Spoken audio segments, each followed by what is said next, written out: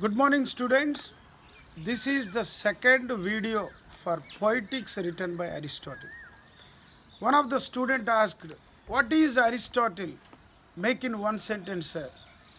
Aristotle is a man of learning.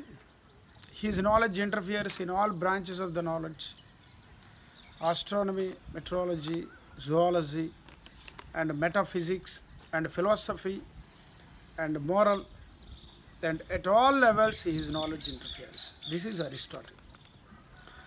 What is written exactly in Poetics by Aristotle? Poetics talks about mimesis, Mimesis, refer dictionary.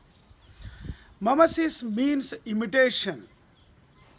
Aristotle talks about artist and his wisdom at ground level, connected to the instinct where he stores and he takes and he draws.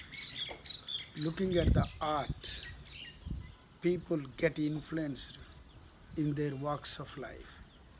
This is the creativity of the poet and artist or anybody. This is the important point Aristotle has mentioned. And he talks about the second factor, the medium of imitation.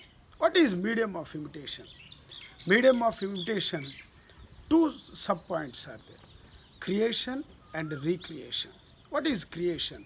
Poet is a creative mind. He creates the script and he sees people influenced in that character. Whether it is a drama or poetry or play, the imitation matters. It does matter. Aristotle says, what does a child learn from? How does a child learn? A child learns from imitation by parents. It is fact till date. This is the greatness of Aristotle.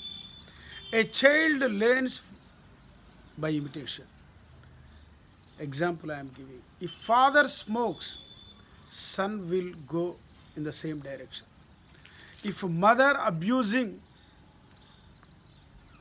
her husband, suppose, the same gets influenced in the daughter's mind.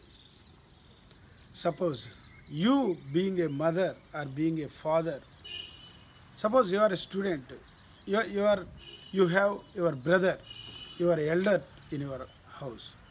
If you go wrong direction, if you do bad, if you hold bad things in your life, the same your brother is going to imitate you. This is a life cycle one must know. That is the greatness of the Greek philosopher and one of the disciple, a great man of Aristotle, is Alexander the Great. And Aristotle learns this kind of knowledge from Plato's academy. In this world, the great wisdom people are the Greek philosopher. Till the date. Why greatness? Because they studied, they observed the in-depth knowledge of the instincts of human beings at ground level. Invisible and visible things. Suppose this is my hand, it appears, but my heart you can't see. So my hand is visible, my heart is invisible. How my heart thinks, what is my mind? These are all the studies related to psychology. This psychology is related to poetry. A poet creates different characters in the poem. Aristotle talks about, in conclusion, two types of important things. One is moral and low morals. Low moral work is comedy and satire. High moral work is epic poetry.